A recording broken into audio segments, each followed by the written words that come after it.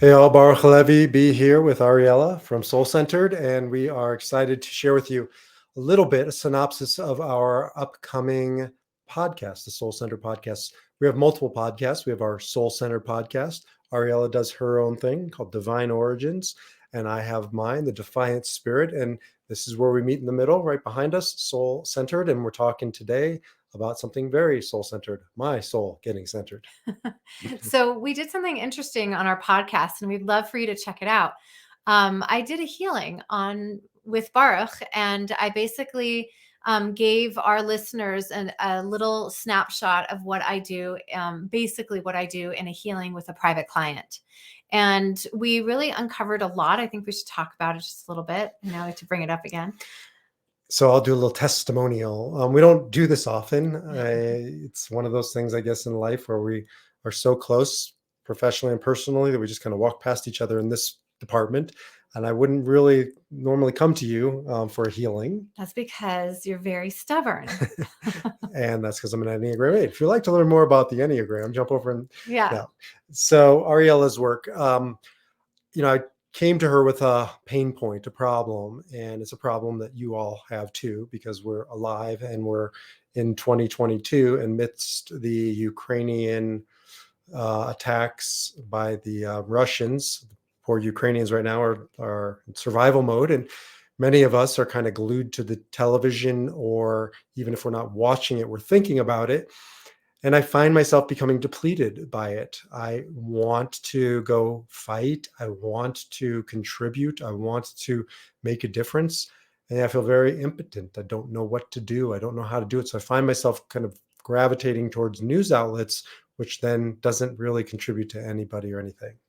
Right. So what we did is I gave him an opportunity to speak about what was going on. And then we went into the healing. And part of what the healing showed us, and I think that's, every healing is different and everybody has very specific healings, but it's universal, I think. And part of Baruch was longing for this idea of being able to fight and being able to do something.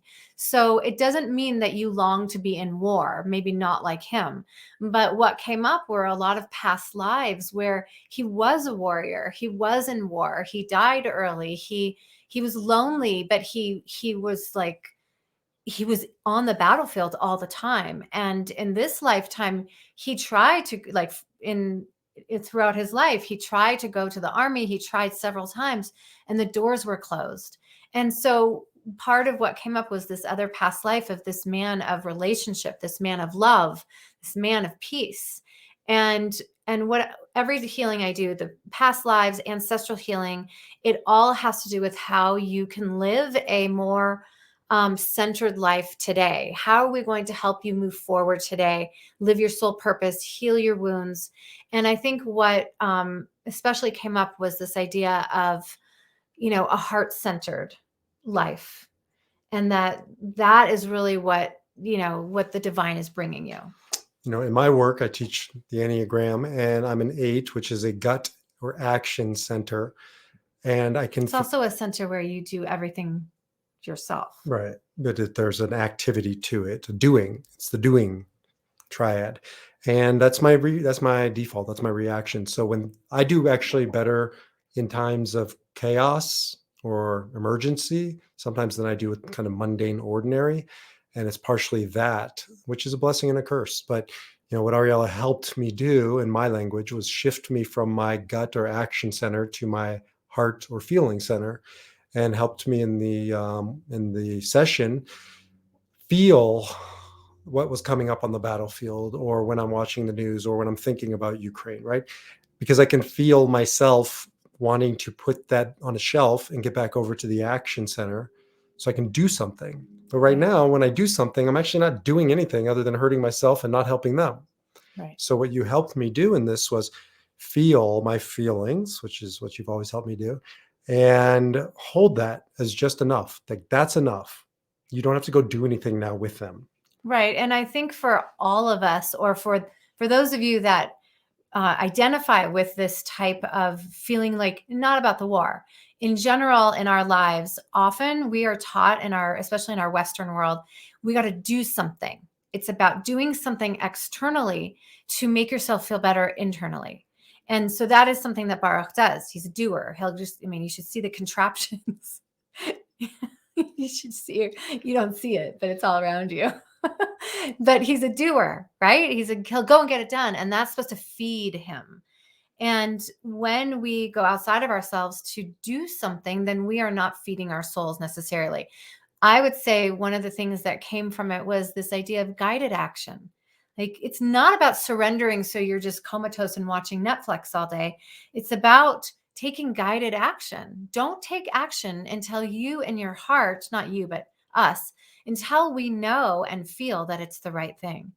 That leaves us with more time and energy for the ones that we love, for our soul, for nature. But if we're constantly in that doing, then we can't hear what is guided action and what is us just pushing through life.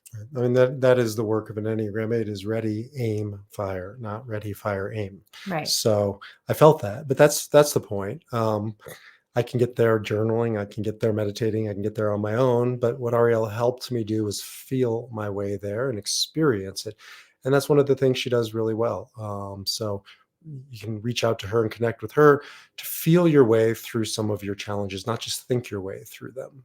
And I think that that's a gift that most healers, guides don't always offer. They oftentimes, like me, I focus far more on thinking your way through the problems, but you really do a good job of helping feel your way. Thank you.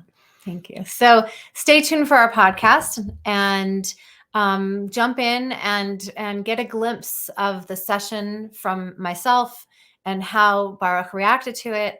And just so much more is inside of there. And we're going to unpack all of that. And you can join us soon. Until next time, shalom, salam, namaste, Namaste. peace.